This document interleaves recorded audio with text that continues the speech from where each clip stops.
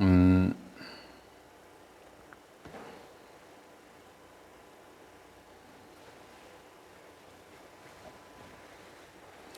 우리 동진 스님이 그 한문 한번 읽어보고 한번 해석 좀 한번 해볼까요?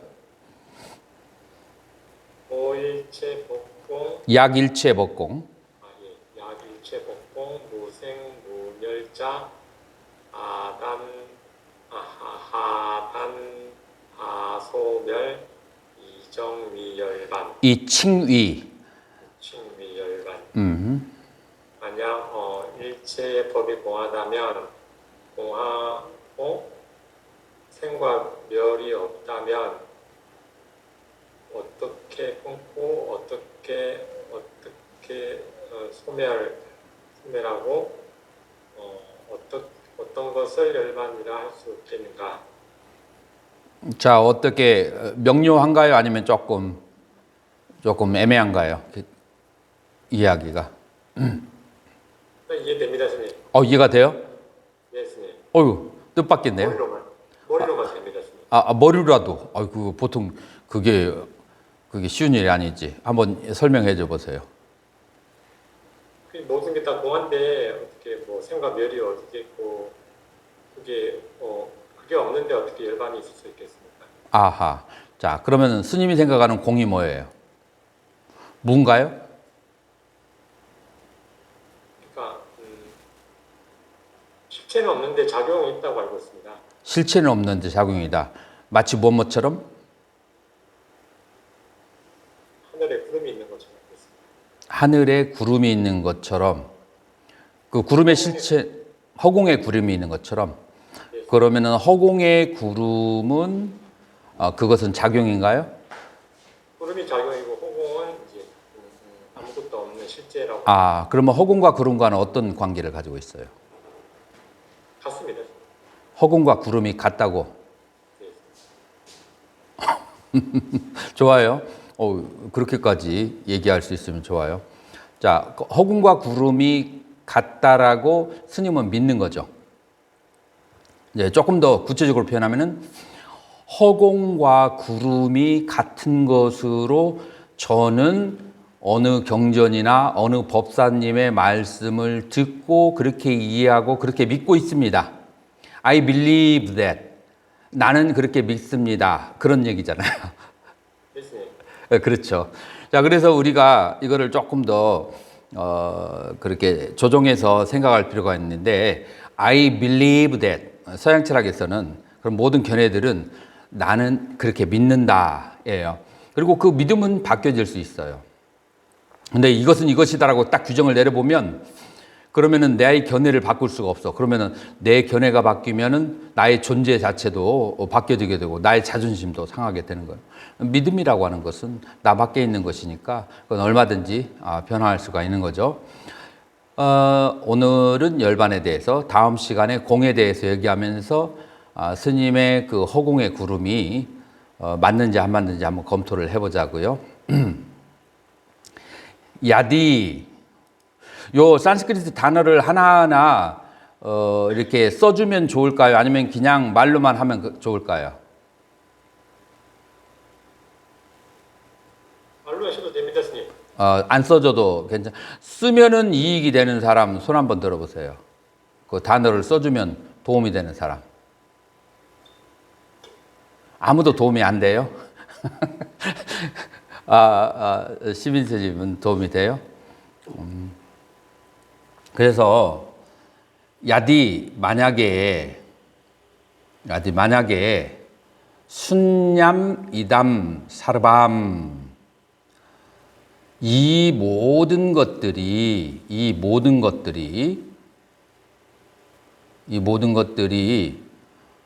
공이라고 한다면 우다요 생도 나스티 생도 없을 것이고 너 부야야 그리고 소멸도 없을 것이다. 너라고 하는 것은 이제 부정접두예요. 소멸도 없고 그 다음에 생도 없을 것이다. 프라하낫 와 니로다. 그렇다면 가스야 니르바남 이샤떼. 이샤떼라고 하는 것은 이사 혹은 이차 바라다라는 뜻이에요. 바라다, 구하다. 자, 그래서 열반이라고 하는 것을 어디에서 추구되어질 수 있겠는가? 뭐뭐 하다면 열반이라고 하는 것을 무엇을 제거하고 무엇을 소멸해야 열반이라고 하는 것이 추구되어지겠는가라고 하는 거예요. 자, 이것은 앞에 전제하고 있는 설일체부의 견해를 전제를 하고 있는 거예요. 이제 설일체부나 초기불교에서는 열반을 성취하려면은 아까 그냥 내가 파싱을 했지만 설일체부에는 번뇌가 10가지 번뇌를 상정하고 있어요. 아누사야라고 하죠. 아누사야 이렇게 하면 그것은 아누, 미세한, 잠재된, 미세하게 사야띠, 자고 있는, 미세하며 자고 있어요. 그러니까 잠재의식이에요. 그러니까 잠재된 10가지 번뇌가 인간에게 있다는 거예요. 그 잠재된 번뇌 그 10가지가 이제 4가지와 6가지로 나눠지는데 4가지는 그것은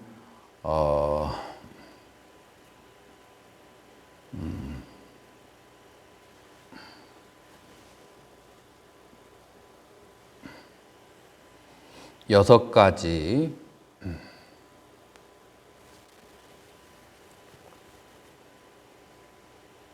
네 가지로 이렇게 해가지고 6가지는 견소단 혹은 견혹이고 그 다음에 4가지는 수소단, 수혹이라고 그렇게 얘기해요.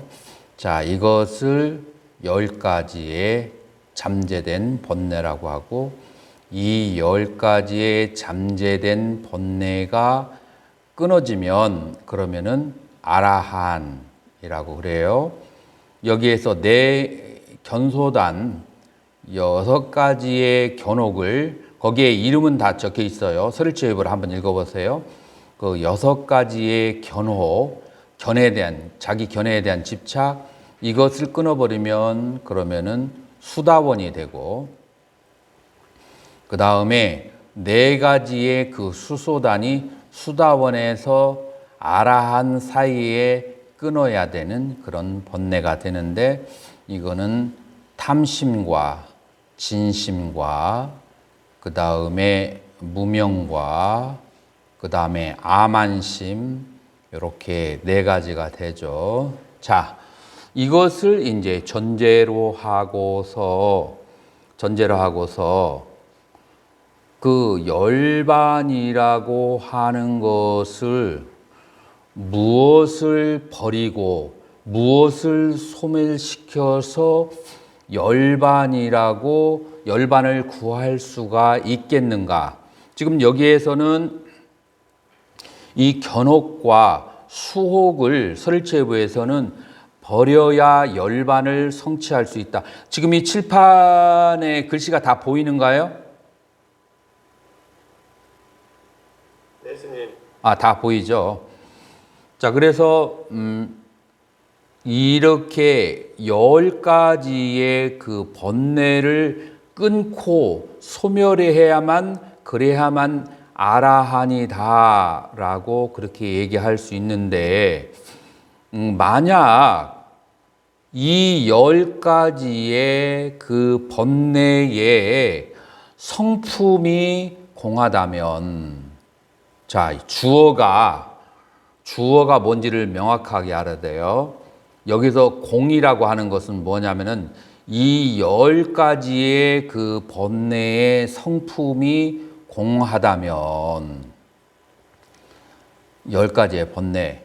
그러니까 이 10가지의 번뇌가 실제로 존재하는 것이 아니고 자성으로 존재하는 것이 아니라면, 자, 구름의 비유를 내가 한번 해볼게요. 동진 스님 잘 한번 들어보세요. 자, 구름의 비유를 여기서는 어떻게 하느냐 하면은, 자, 1번 구름이 있고, 자, 구름이 바로 10가지의 번뇌라고 해봐요. 그 다음에 2번 구름을 이루고 있는 그 원자라고 해봐요. 원자의 입장에서 보고서는 구름이 모였다가 흩어지는 것이 원자의 입장에서는 있을까요, 없을까요? 자, 시민스님 한번 대답해 보세요.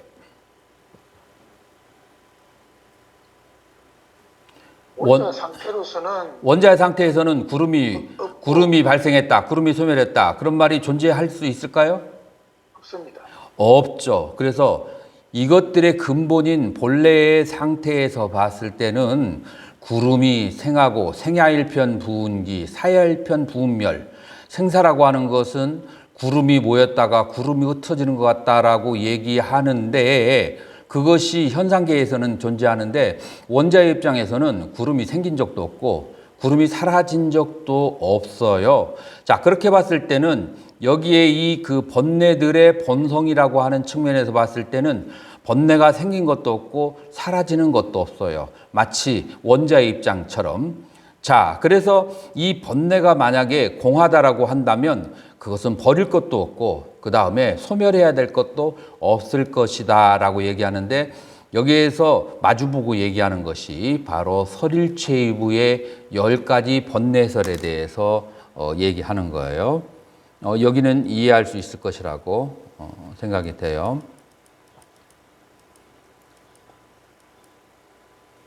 자, 우리 그 동진 스님 그 한문하고 한글 해석을 한번 해보세요. 만약에 안 되면 그 밑에 있는 한글을 읽어도 돼요. 25-2번 말씀이시죠? 그렇죠. 이거 아까 한번 같습니다. 아니야, 좀 다른 거야. 요거는 반대말이잖아. 약 제법 불공. 아까는 공이고. 예, 모든 것이 약 제법 불공, 즉 무생 무멸, 하단 하소멸, 이칭 위열반. 만약에 모든 법이 공한 것이 모든 존재가 공하지 않다면 발생도 없고 소멸도 없으니 무엇이 끊어지고 무엇이 소멸되기에 열반이라 칭하겠는가. 자, 이 중론의 접근 방법을 봐요. 이 세상은 공하다라고 전제하지 않아요. 야디, 만약에 논리적 추론을 하는 거예요. 만약에 공하다고 해도 무엇을 끊고 소멸한다는 것은 성립하지 않을 것이다. 불생불멸이기 때문에. 두 번째로, 만약 공하지 않다라고 한다면 두 번째 논리적 가능성을 지금 얘기하고 있는 거예요. 야디, 아순냠, 어순냠. 만약에 공하지 않다면, 불공이라고 한다면, 만약에 공하지 않다라고 한다면, 이담사르밤, 이 모든 그 다음에 뭐가 나오겠어요? 법이죠. 이 모든 법에 우다야나스티, 생도 없고 너 부야야, 멸도 없을 것이다.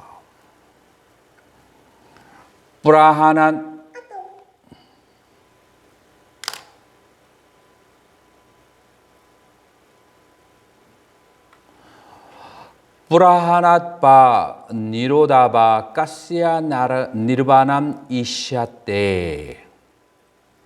그래서 까시야, 어디에서 열반이 추구가 있겠는가? 어디에서 어떤 재거나 소멸로부터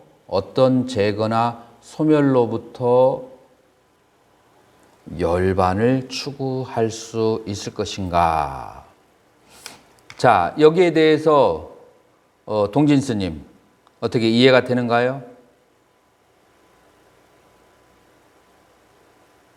예수님, 자, 포인트를 한번 짚어주세요. 공하지 않은 거니까 항상 하다는 거고 그렇기 때문에 발생도 없고 소멸도 없다고. 옳지. 포인트를 잘 잡았어요. 자, 이게 불공, 공하지 않다면, 그렇다면은 항상하고 영원한 것이니까 발생과 소멸을 말할 수가 없죠.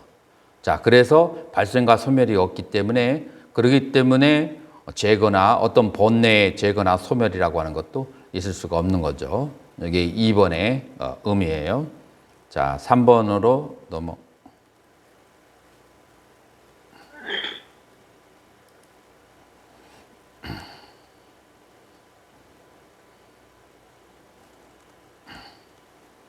자, 3번을 한번 보도록 하죠. 자, 한번 읽어보세요. 무득역 무지, 무단역 불상, 불생역 불멸, 시설명 열반. 자, 열반에 대한 definition, 정의가 여기서 처음으로 나왔어요. 획득되는 것도 아니고 도달되는 것도 아니며 단멸된 것도 아니고 상주하는 것도 아니며 발생하는 것도 아니고 소멸하는 것도 아닌 것, 이것을 열반이라고 말한다. 자, 산스크리트에서는 뿌라이남 이런 것은, 이것은 이제 버림도 아니고, 그리고 뿌랍담 이게 획득이에요. 획득되어지는 것도 아니고, 어누친남 이것은 단절도 아니고, 어샤스다밤 그 다음에 영혼도 아니고, 어니루담 소멸도 아니고, 언누빤남 발생도 아닌 에땀 니르바나 우짜떼, 이것을 열반이라고 칭하는 것이다. 자, 무엇을 열반이라고 칭하는가? 버리고 그 다음에 얻을 것이 없고, 소멸하고 그 다음에 상주하는 것도, 소멸도 상주도 없고, 그건 단멸, 소멸이 아니라 여기는 단멸이라고 해요. 단멸도 그 다음에 상주도 없고, 그 다음에 니르담, 소멸과 발생이 없는 상태, 이것을 열반이라고 말한다. 동진 스님, 왜 이것을 열반이라고 말해야만 하겠죠?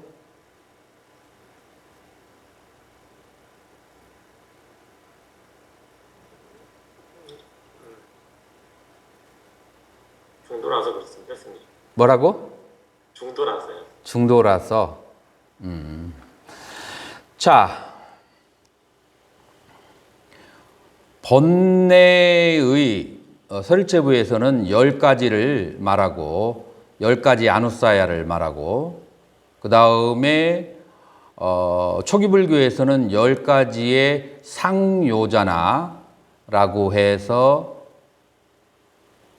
족쇄를 얘기해요.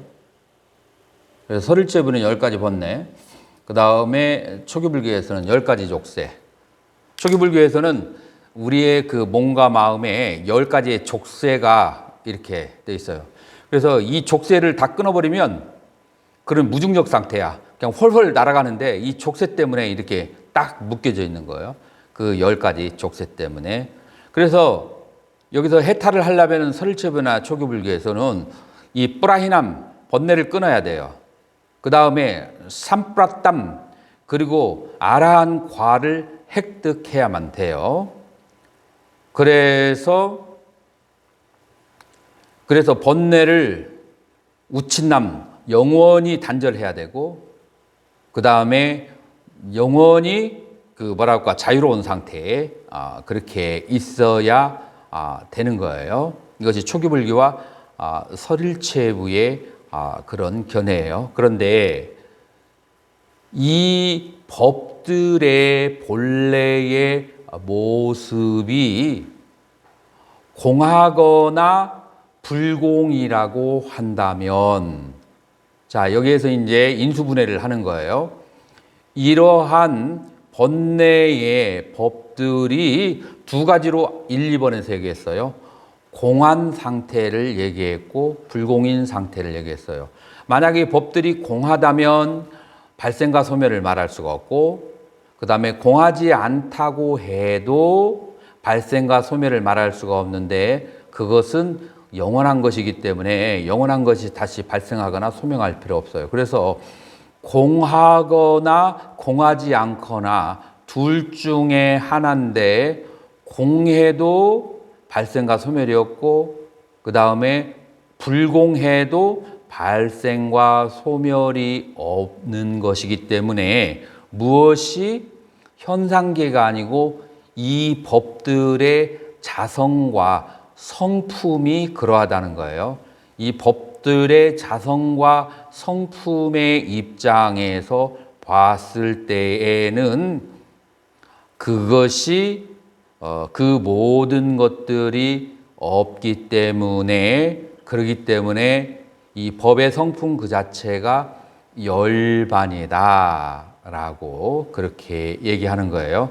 자, 여기에서 이제 우리가 이해해야 될 것은, 우리가 사물을 세 가지 측면에서 바라볼 수가 있어요.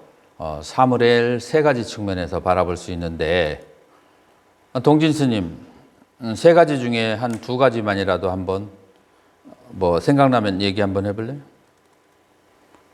어떤 한 똑같은 사물을 세 가지 측면에서 얘기할 수 있어요.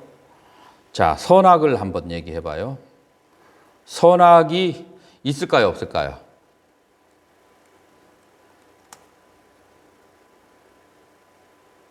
있습니다. 있어요? 그러면은 유자성론자가 자성론자가 되는데, 있어요, 없어요? 자성이 말씀하시는 거죠? 네, 선악의 자성이 있어요, 없어요? 없습니다. 없어요. 자, 그런데 만약에 선악이 없다라고 얘기해버리면 도덕무용론자가 돼요. 그죠? 자, 그러니까 이것을 잘 표현해서 얘기를 해야 돼요. 자, 뭐라고 하냐면은 선악을 현상적 측면에서 바라볼 수 있어요. 현상적 측면에서 바라봤을 때 선악은 있어요, 없어요? 있습니다. 있죠. 자, 이 선악을 두 번째 측면에서 바라볼 수 있어요. 두 번째는 뭐냐면은 본래적 측면이에요.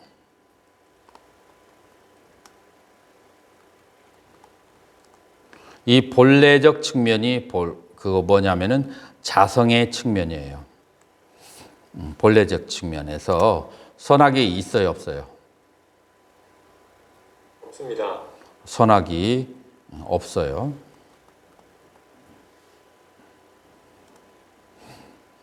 근데 이제 예를 한번 들어본다면, 가난한 것이 좋은 건가요, 나쁜 건가요?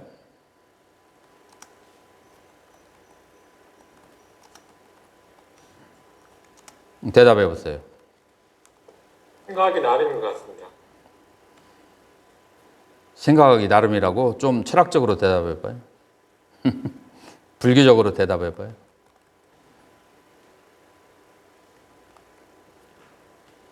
가난하다는 기준 자체가 상대적인 거라서 그렇고, 그다음에 본래적 측면에서는 가난하다는 것이 좋고 나쁜 것이 있을 수 있어요? 없습니다.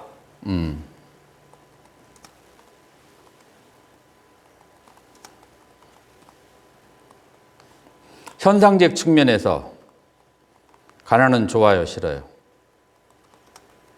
싫습니다. 그렇죠. 그래서 가난은 현상적 측면에서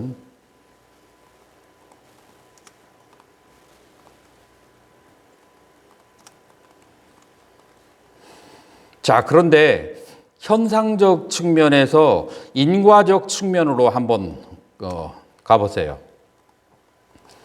자, 인과적 측면으로 갔을 때 재벌 2세들이 돈이 많고 부유하기 때문에 돈의 귀중함을 모르고 인간을 소중하게 대하지 않고 함부로 돈 없는 사람을 업심여지고 하면은 가난이 부유함이 좋을까요, 나쁠까요? 나쁩니다. 그런데 가난한 것이 보통 나쁜데 가난하기 때문에 어렸을 때부터 근면하고 그 다음에 부자가 되기 위해서 열심히 노력하고 공부하고 성실 근면하게 살아서 그렇게 해서 감사하고 고마워하면서 부자가 되었다면 그러면 이 가난이 그 사람에게 좋은 것일까요? 나쁜 걸까요? 좋습니다. 그래서 인과적 측면에서는 좋기도 하고 나쁘기도 해요.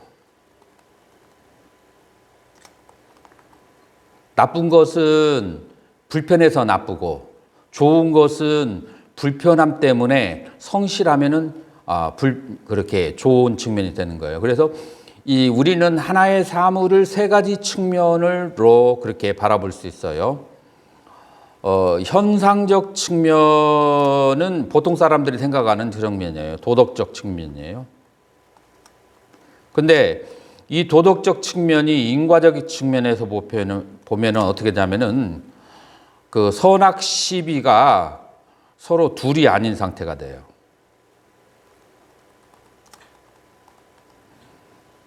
그 다음에 이것들의 본래적 선악 시비가 둘이 아닌 상태가 되는 이유는 이것들의 본래적 측면에 좋고 나쁜 것이 없기 때문에 그런 이제 현상이 생기는 거예요.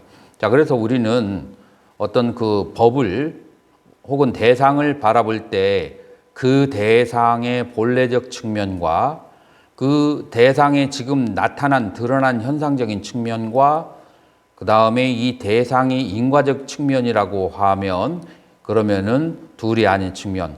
그래서 이 선가에서는 이것을 뭐라고 하냐면은 본래적 측면은 이거는 본래 무일물이에요. 본래 무일물의 상태고 인과적 측면은 선악 시비가 둘이 아닌 측면이고 현상적 측면에서는 그럼에도 불구하고 선악 시비가 분명해야 돼요.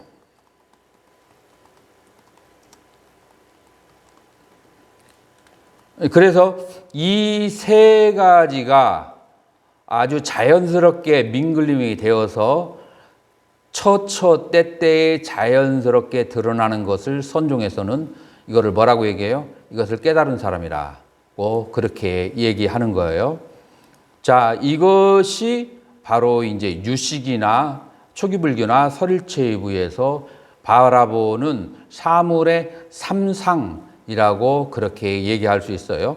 자, 이것은 이제 여러분들이 나중에 이제 자세히 연구하도록 하시고 지금 이제 다시 본래로 그렇게 돌아와서 지금 여기에서 열반이라고 하는 것은 무엇을 얘기하는가?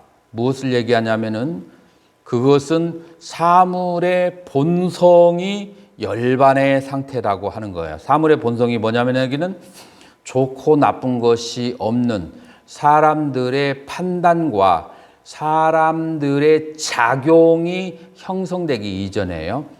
자, 이 작용을 초기불교적 용어로 말하면 그거는 쌍카라, 그걸 조작이라고 하고요. 쌍카라, 유의라고도 그렇게 얘기해요. 이거를 뭐라고 하냐면은 쌍카라라고 얘기하고 이 쌍카라는 유의법이라고 한문으로는 얘기하지만 이거를 이제 빨리어 산스크리트를 번역하면은 형성되어진, 조작된, 만들어진. 자, 본래의 상태에서 뭐를 벗겠냐면은 형성을 내의 업에 의해서 시킨 것. 자, 형성을 어떻게 시키는가? 사람을 바라볼 때 이 사람은 좋고 나쁘고. 정윤수님이 수업 시간에 여러 번 처음에 시작에만 들어오고 나중에는 사라지고 없단 말이에요. 그래서 내가 만약에 아주 막 그냥 굉장한 고정된 관념을 가지고 있으면은 이 학생은 굉장히 그 불량한 학생이다 라고 그렇게 생각할 수도 있어요. 그렇지만은 이 스님의 평소의 말소리나 그 다음에 여러 가지 봤을 때 굉장히 공손하고 그 좋은 스님이란 말이에요. 그래서 좋은 측면도 있다는 것을 아는데 저 좋은 스님이 저럴 때는 분명히 어떤 피치 못할 사유가 있겠구나 라고 생각할 수가 있죠. 그런데 만약에 좋다라는 생각 때문에 내가 점수를 A 플러스를 주거나 아니면은 수업 안 나왔으니까 저 사람은 F를 줘야겠다라고 생각한다면 사람들에게 비난을 받을 거예요. 왜냐하면은 한쪽에 치우쳐진 그 선입견에 치우쳐진 그런 것이에요. 자, 그래서 이런 것들이 뭐냐면은 나의 인프레션, 인상에 의해서 형성되어지고 조작되거나 만들어진 그런 개념에 의해서 사람들은 판단하게 되면은 편견에 그렇게 빠지게 될 수가 있어요. 그래서 있는 그대로 감정 빼버리고 있는 그대로 이렇게 봐야 이제 되는 거예요. 자, 그래서 무어가 빠진다면은 유의 형성되어진 조작적 만들어진 이 아비상카로띠 쌍카라 이 조작이라고 하는 것을 빼고 그 본성을 보면은 그 본성이라고 하는 것은 바로 열반의 상태이다. 이것이 바로 이제 선가에서 얘기하는 바로 모든 중생에게 불성이 있다라고 하는 건데, 불성이 있다 할지언정 자기 마음 속에서 조작되고 만들어진 시비 분별, 요거를 산스크리트에서는 뭐라고 하냐면은 뿌라빤자라고 그래요. 뿌라빤자. 굉장히 그 중론에서는 그 중요한 개념인데, 요거를 번역을 중론에서는 어떻게 했냐면 실론이라고 번역됐어요. 동진 스님 이걸 알고 계신가요? 실론이라는 말 들어봤나요? 들어봤습니다. 들어는 봤죠. 이 희론이라고 하는 것이 이게 빨리에도 나와요. 이 희론이 빨리에도 나오는데 원래 희론의 뜻이라고 하는 것은 propagation이라고 그렇게 영어로 번역이 돼요. propagation이라고 하는 조금 어려운 단어인데 이 단어는 어떻게 형성되어지냐면은 여기에 안과 색이 있어요. 안과 색이 촉하면 뭐가 발생하죠? 안과 경이 촉하면 발생하는 것이 안식이에요. 자, 안식이 뭔지 알죠? 눈의 의식이 발생하는 거죠. 그 안식에 대해서 사량과 분별을 하게 되죠. 그걸 미타카 위짜라라고 해요. 사량과 분별을 하면서 자아의식이 발생하게 돼요. 자아의식이 어떻게 발생하게 되냐면은 여기서 느낌이 올 때, 사량과 분별을 통해서 좋고 싫은 느낌이 왔을 때 좋고 싫은 느낌을 받는 자와 좋고 싫은 느낌이라는 대상이라고 하는 이원성으로 나눠지게 되는 것이 바로 이제 느낌이 발생할 때예요. 그래서 좋고 나쁜 느낌을 받는 주체에 이 자아의식이 생기고 그 다음에 좋고 나쁜 여러 가지의 느낌을 계속해서 받기를 원하는 사량, 그것을 원전에서는 propagation, 프라판자라고 그래요. 자, 그래서 우리가 5가지 감각을 통해서 받아들인 여러 가지의 식들을 그것을 배경으로 해서 그 식은 좋은 느낌이거나 싫은 느낌인데 좋거나 싫은 느낌에 대해서 탄하, 가래가 발생하게 되고 그 가래에 대해서 미래의 여러 가지로 나는 이런 것을 원하고 나는 저런 것을 원한다고 사량 분별하는 그러한 행위들을 프라판자 희론이라고 그렇게 하는 건데, 이 희론이 발생하기 전에 좋고 나쁜 느낌과 그 다음에 옳고 그르다라는 생각을 통해서 좋은 것과 옳은 것을 추구하려고 하는 그 의지로 인해서 우리가 바라보는 세계를 전부 다 분별하고 분리하게 되고, 그거를 뭐라고 하냐면은 쌍카라라고 하고 유의법이라고 하고 조작되고 만들어진 것이라고 하는 거예요. 자, 이러한 측면의 것들에 의해서 바라보아진 세계가 현상적 측면이고, 이러한 조작된 그 프라판자, 그런 실론이라고 하는 것이 벗겨진 상태가 본래적인 측면이다. 이런 이제 차이가 있는 거죠. 인과적 측면이라고 하는 것은 현상에서 본질로 가는 과정에서의 수행을 할 때 바라보는 시각을 얘기하는 거예요. 그래서 좋은 것이 좋기만 한 것도 아니고 나쁜 것이 나쁘기만 한 것이 아니다라는 그런 이제 개념을 통해서 수행을 하는 그런 과정이 인과적 측면. 자, 그래서 이것을 사성제로 얘기한다면 이거는 본래적 측면은 멸의 상태가 되는 것이고, 그 다음에 이 현상적 측면은 선악시비가 분명하니까 고와 그 다음에 집의 상태고, 그 다음에 인과적 측면은 도의 상태. 그래서 고와 집, 괴로움과 괴로움이 원인이 있는 세계가 선악시비의 세계인데, 거기에서 선악시비가 둘이 아닌 것을 알게 되는 그 수행의 도를 통해서 선악시비가 본래 없는 멸의 세계로 간다. 이게 이제 여기에서 연결이 되는 거예요. 그래서 이것이 이제 중론에서 말하는 열반에 대한 기본적인 정의라고 할 수가 있어요. 자, 그래서 열반이라고 하는 것은 존재하는가, 존재하지 않는 것인가 라고 하는 질문을 던지는 거예요. 만약에 열반이 존재한다라고 하면, 그러면 존재하는 것은 반드시 생로병사를 따라요. 그렇기 때문에 열반은 존재라고 말할 수 없다라고 말하는 것이 사장에서 얘기하는 그런 주제예요. 그럼 만약에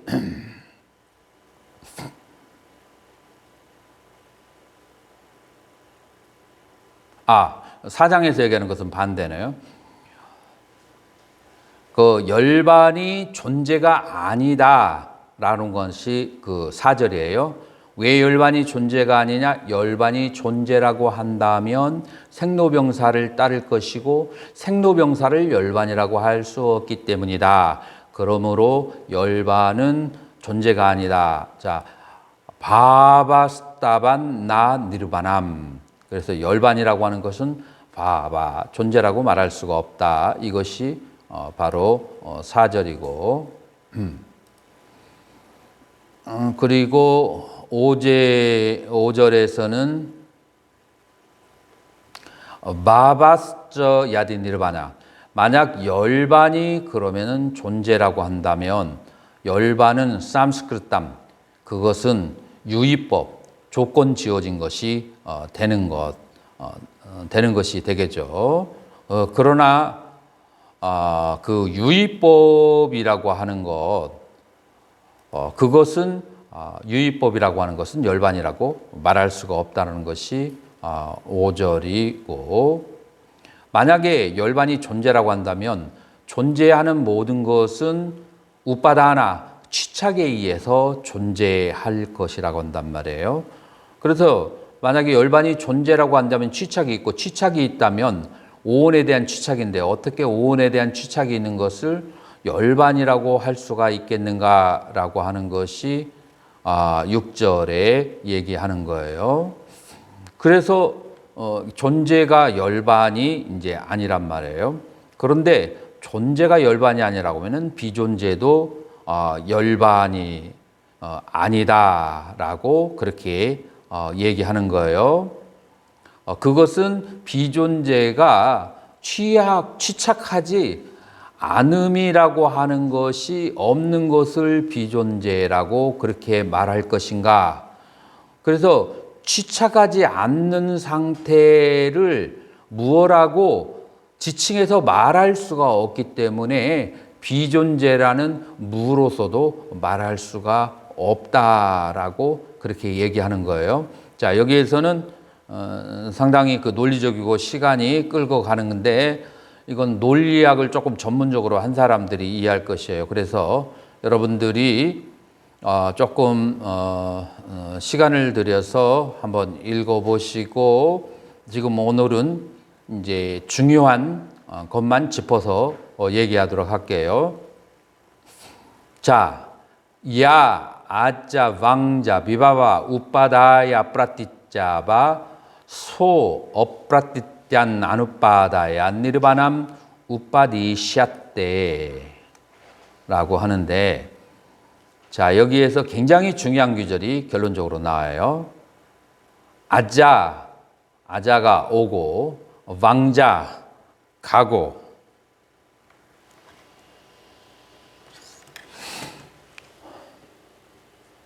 오고, 가고, 비바바, 비존재.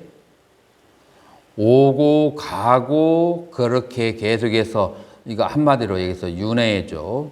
윤회 이제 하는 것이 우빠다야 프라티짜바. 윤회라고 하는 것은 취착을 연해서 윤회라고 하는 것이 윤회가 존재하는 거죠. 취착을 연해서 윤회를 하는 거죠. 자, 주어가 뭐가 될까요? 동진스님. 여기에서 취착을 인해서 연해서 윤회하는 중에 그러면 무엇이 주어가 뭘까요? 상식적으로.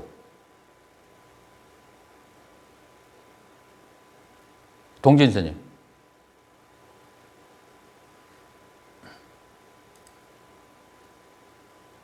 요거 열고, 요거 스피커 열고.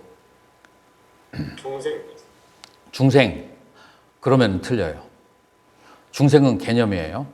중생은 개념이고 만들어진 것이기 때문에 그 개념이 윤회를 하지 않아요.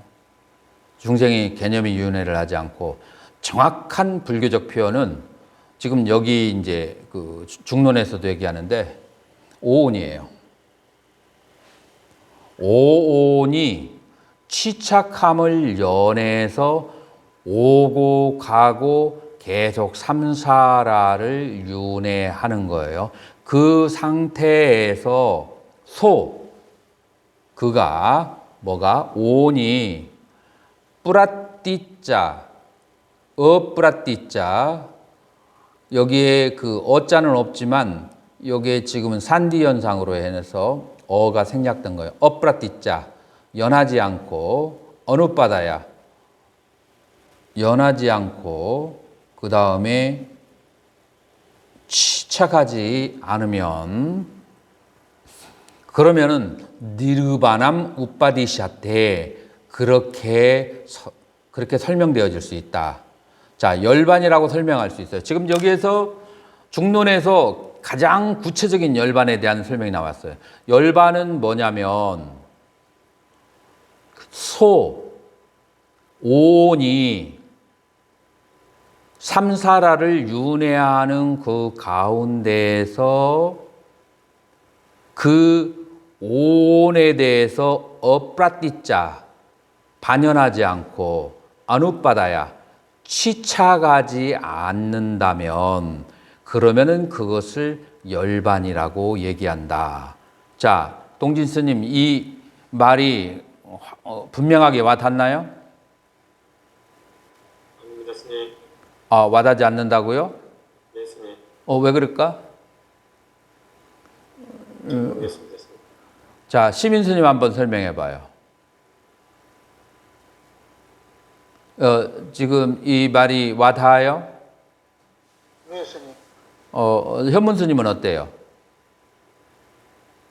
네, 저도 와닿습니다. 자, 이걸 한번 간단한 단어로 한번 설명할 수 있을까요?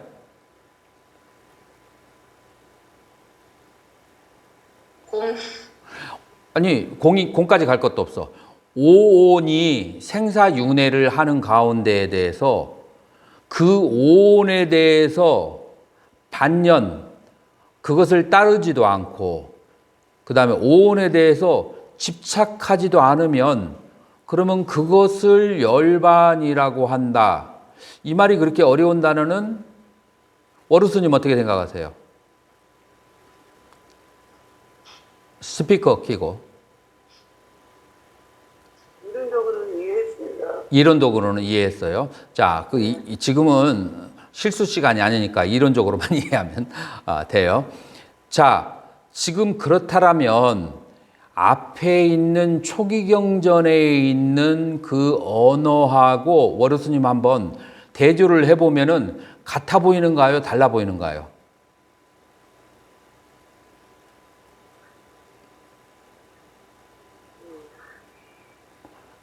앞에 있는 초기경전의 그런 언어들하고 같아 보이나요? 달라 보이나요? 같아 보입니다. 같아 보여요. 물론 초기경전에 얘기한 것이 악대하는 다 이해가 갔지만 지금은 생각이 안 난다. 논리적으로 그런 가능성도 있을 수는 있어요. 내가 그래서 한번 그걸 되새김질을 한번 해볼게요. 앞에 초기경전 세 개를 우리가 공부하면서 먼저 부처님께서 말씀하시고 사리불이 얘기하고 그 다음에 세 번째 씨앗의 비유 세 개의 경전을 읽었는데 그 세 개의 경전에서 뭐라고 하냐면 첫 번째 경전에서는 법을 알면 해탈한다고 했는데 무슨 법을 알면 해탈합니까? 라고 물어봤어요. 거기에 대해서 부처님께서 오온의 법의 자성을 알면 오온의 법을 있는 그대로 알면 그러면 열반이라고 한다. 어떻게 알아야 오온의 법을 그대로 안다고 할 수 있습니까?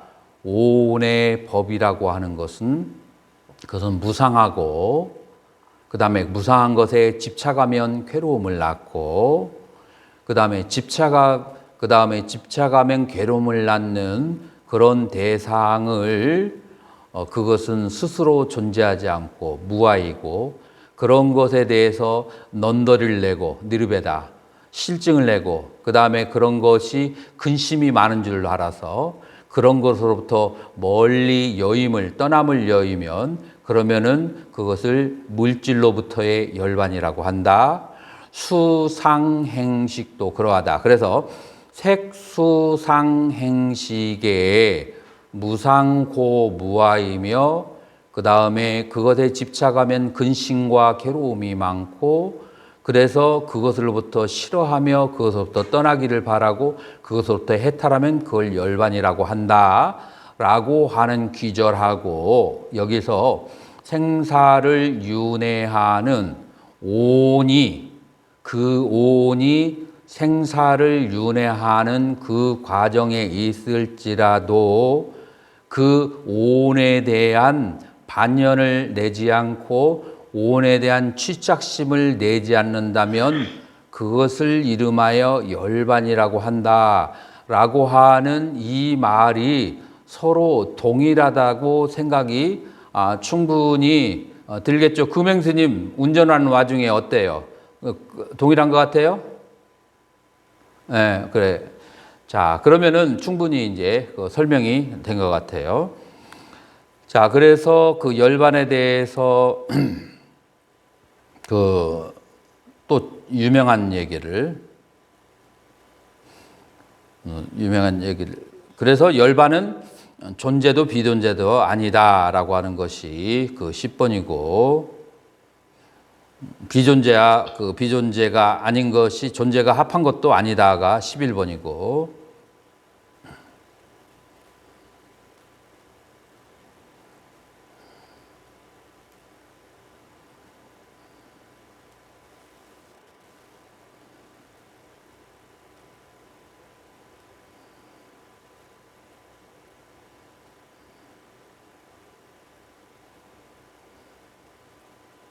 자, 이게 굉장히 중요한 구절이에요. 그 세계의 그 불교 학회에 가면은 열반에 대해서 꼭 인용하는 구절이에요. 뭐냐면은 너 삼사라스야 니르바낫 하면은 어블레티브 탈격이에요. 열반으로부터 이 삼사라 윤회라고 하는 것은 낌집 어떤 것도 비셰샴 차이가 아스티 너 없다. 열반과 윤회는 그 어느 점에서도 차이가 없고, 너 니르바나스야 삼사랏 윤회로부터 니르바나스야 그 열반이 낌짓 그 어떤 것도 위에시샴 특별함이나 다른 점이 없다. 이게 굉장히 내가 선방에 처음 들어갔을 때 그 입승 스님이 이 말을 물론 한문으로 해줬어요. 산스크리트 하지 않고.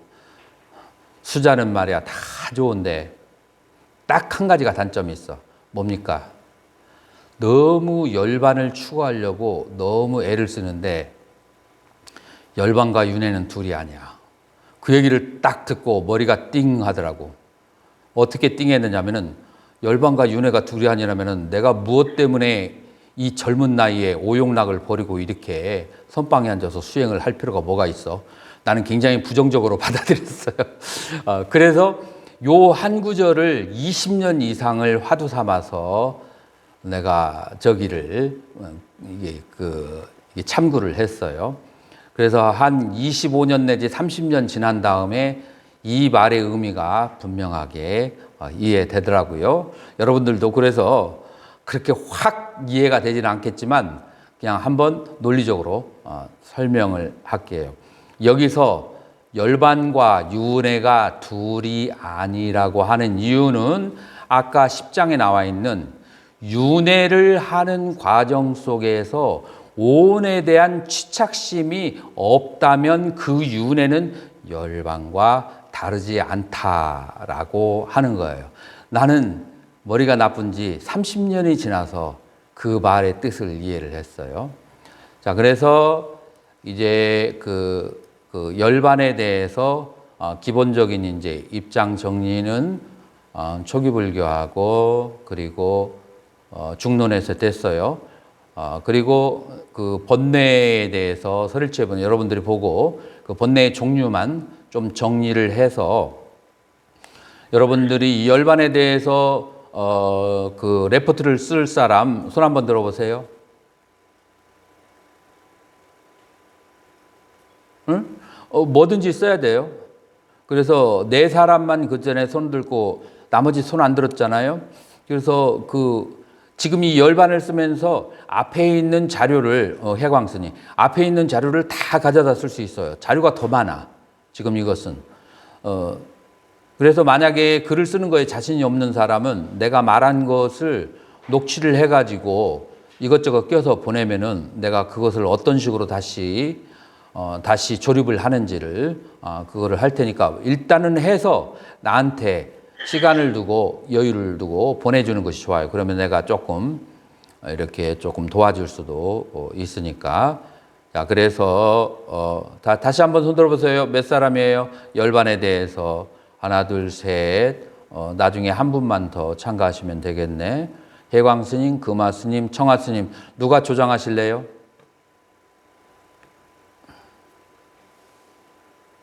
여러분들이 정해가지고 조장해가지고 나한테 문자로 혹은 메일로 보내주세요. 필요한